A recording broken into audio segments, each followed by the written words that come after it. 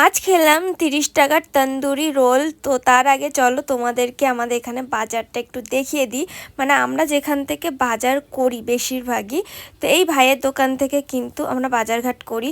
তোমার দাদাভাই যখনই যায় এই দোকানে যা যা সবজি বাজার থাকে তাই তাই নিয়ে আসে। খাই না কিন্তু আমরা ঠিকঠাক বাড়ি ঘরে, তাও নিয়ে আসে। এই যে ভাই বেশি বেশি করে গুছিয়ে দেয় তোমার দাদাভাইকে, মানে সরল সিধা মানুষটারে পাইয়া ব্যাগের মধ্যে ভইরা দিয়ে দেয়। তারপর দেখো কত কিছু রয়েছে। আর এখন তো শীতের সবজি খেতে দারুণ লাগে আমার। তোমাদের কার কার শীতের সবজি খেতে ভালো লাগে একটু কমেন্টে জানিয়ে যেও। তারপর দেখো আসার সময় দেখলো যে পাশে একটা নতুন রোলের দোকান খুলেছে, সেখান থেকে কিন্তু এই রোলটা কিনে নিয়ে এসছে।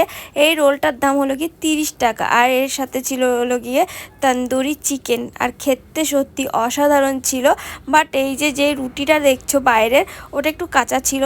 পরে ভাবলাম 30 টাকা রোল আর কি পাকা দেবে বলো, তার জন্য